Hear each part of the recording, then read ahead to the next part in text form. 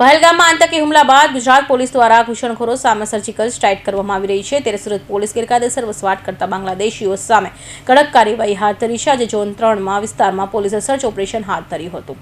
સુરતમાં વિદેશી ઘૂસણખોરોની કામગીરી સામે સક્રિયતા બતાવતા સુરત પોલીસે બાંગ્લાદેશી નાગરિકોને શોધવા ઝોન 3 વિસ્તારમાં વિશાળ સર્ચ ઓપરેશન હાથ ધર્યું છે।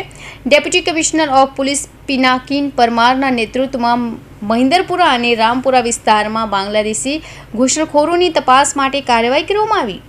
જ્વેલરી મેન્યુફેક્ચરિંગ અને ડાયમંડ પોલિશિંગ ઉદ્યોગના મજબૂત કેન્દ્ર તરીકે ઓળખાતા સુરતમાં અનેક પરપ્રાંતીય કામદારો જોડાયેલા છે।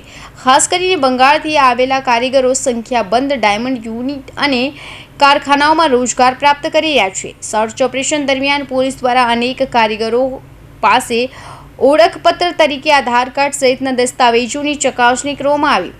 દસ્તાવેજોમાં ખામી કે શંકાસ્પદ માહિતી હોવા પણ તેમની સામે કાયદેસરની કાર્યવાહી કરવાની તજવીજ કરવામાં આવી રહી છે।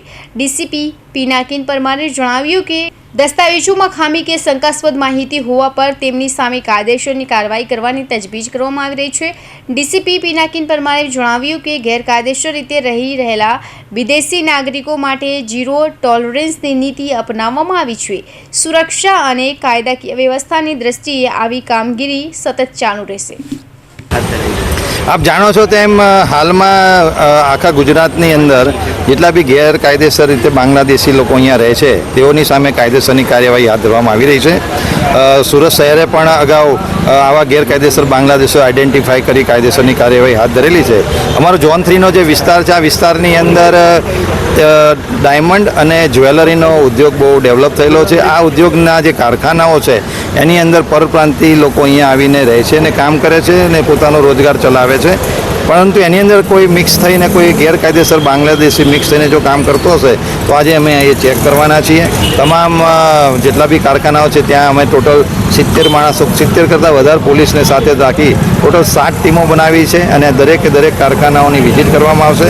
તેમાં જેટલા બી કારીગરો છે એનો ડેટા વેરીફાઈ કરવામાં આવશે અને જો કોઈ શંકાસ્પદ જણાશે તો એને અમે ડિટેન કરી ફર્ધર ડિટેલ લઈ અને જો પૂરતા પુરાવા જણાશે તો એની સામે જે ડિપોર્ટેશનની કાયદેસરની કાર્યવાહી છે અમે હાથ ધરીશું।